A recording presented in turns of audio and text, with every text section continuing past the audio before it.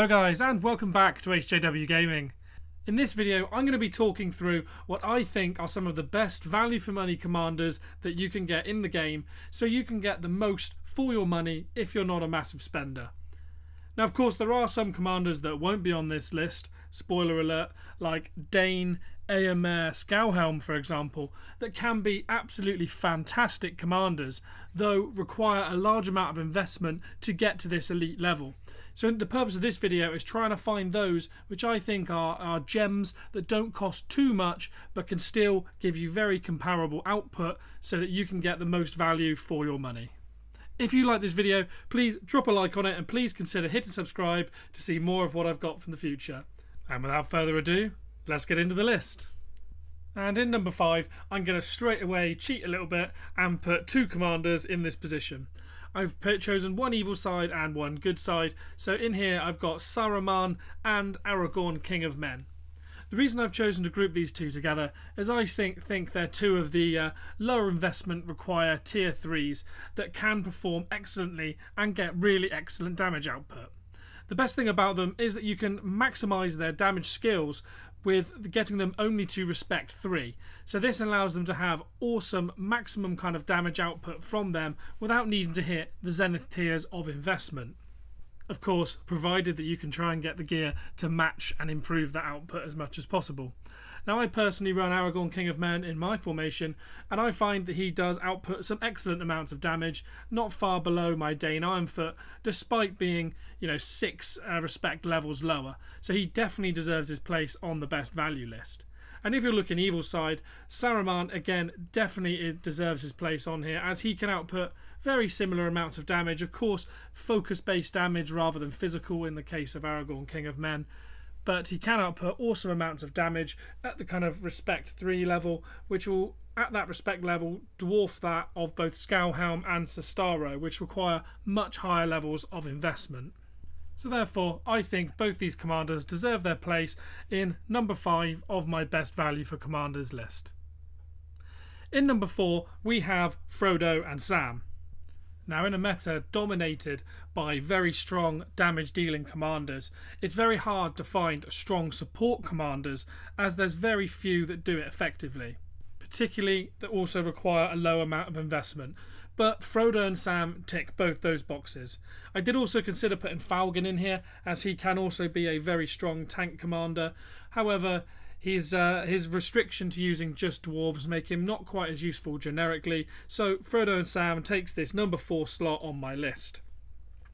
Now, of course, Frodo and Sam being a tier 2 commander means it's significantly cheaper to buff his respect and get him to where you need him. So respect 5 will give you all the skills that you require in the Ring Bearers and Master of Bag End skill, both of which help him to evade and reduce the amount of damage that you will take from his particular formation. So if you combine him with a taunting unit, say a Mountain Troll, a Swan Knight, or the best of the bunch, the excessively broken Great Beasts, you can funnel all the damage through him with his enormous damage reduction and evasion skills, and therefore massively reduce the amount of damage that you take from the rest of your army. All you need to do is make sure his gear also is geared towards increasing that unit and commander defense, and also upping his command to be as high as possible to just keep reducing that incoming damage. And then if you pair him with 3 other damage dealers, make sure if you're using Great Beast, put ranged units on them as well to get a bit of damage out of there. And you'll find yourself sponging an enormous amount of damage using Frodo and Sam, getting results that you have no other right to. And the best thing is, you don't really need anything more than respect 5, but you especially don't need to ascend him or anything like that, so you can completely ignore the ascension costs, which I think makes him one of the best value for money commanders in the game, and well deserving of this 4th spot. In 3rd place, we are looking back again at the direct damage dealing commanders, and we're sticking with tier 2s, and this time we are looking at the Shadow. Now the Shadow is an evil side tier 2 damage dealing commander who does things a little bit differently to a lot of the other damage dealers. Whereas a lot of the others focus on having skills that deal a very large amount of physical damage, specifically in bursts. For example, I did consider putting Lurtz in here because he is very good at that as well. But what the Shadow instead focuses on is buffing his own normal attacks through the use of dual blows, increasing normal attack damage, and also dealing additional physical damage whenever that normal attack is inflicted.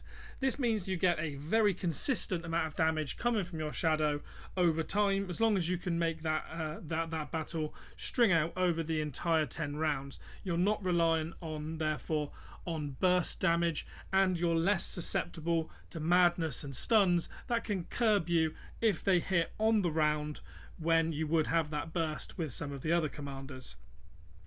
I think this makes him a really strong, reliable damage dealer, but also he's capable of outputting enormous amounts of damage, 100k plus, without being ascended as well, which is why I put him in here over the aforementioned Lurtz, as I think whilst Lurtz is brilliant, he does kind of benefit more from that ascension, and particularly in gaining his unique, which helps output a lot more damage from him, whereas the Shadow, as you can see in some of the reports, is capable of outputting huge amounts of damage even whilst unascended and still in the tier 2 kind of space. So I think he's one of the best commanders for value for money, and therefore takes the number 3 spot. And if you're looking for a tier 2 damage dealer to put in your formation, I would look no further than the Shadow.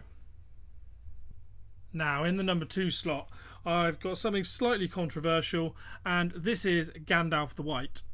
The reason this would be controversial, as of course he is a tier 3 unit and he does perform best at respect level 5, so he does take a little bit more investment than anyone else in this list.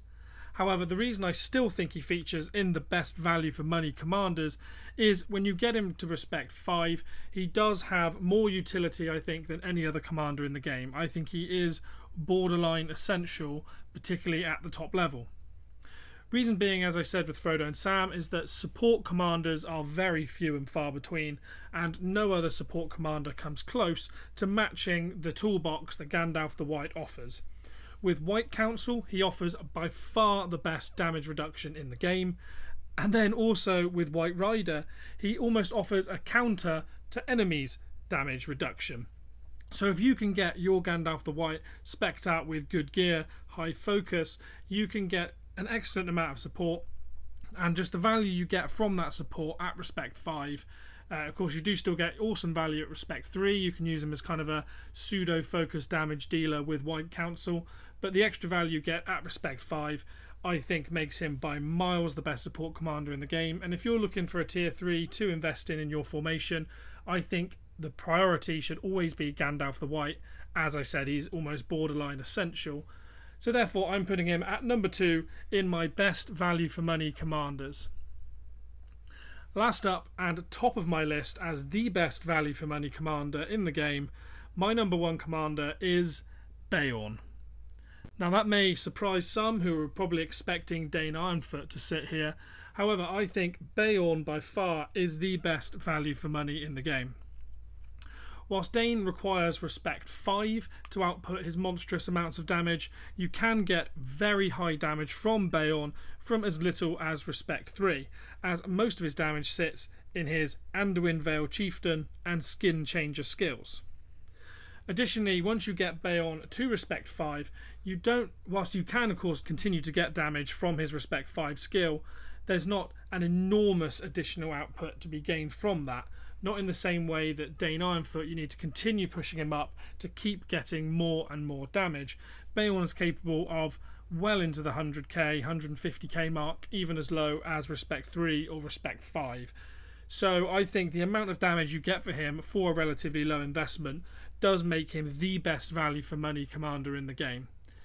Of course, you will need gear to push him up to high levels of attack, but he does have one of the best attack stats in the game on his own, so you can make sure his gear instead prioritizes damage, which therefore you can continue pushing up his viability and get him dealing more and more damage, as you don't have to focus on getting that attack stat up as much as you may do, for example, with Aragorn, King of Men, who I spoke about earlier, as his attack grows at 0.66 per level. With Beorn, you get a massive 0.82 attack, so he will have a monstrously high amount of attack on his own without having to focus too much on attack gear. You can focus purely on just getting that damage as high as possible.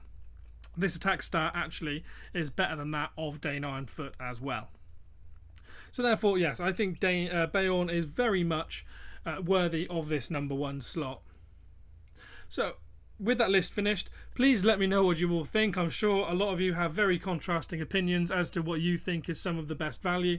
Do you think someone like Gandalf the Grey takes that slot as the best support in the tier 2 space? Or do you think Lurtz is better than Shadow? Or do you think I've been obtuse here in not including Dane, seeing as how powerful he can be? Let me know down in the comments. I'll be happy to hear and address anything you guys have to say, as always. With that though, that's everything I had to cover in this video. If you've enjoyed it, please smash the like button and please consider subscribing to see more of my content in future. And with that, I hope to see you on the next one.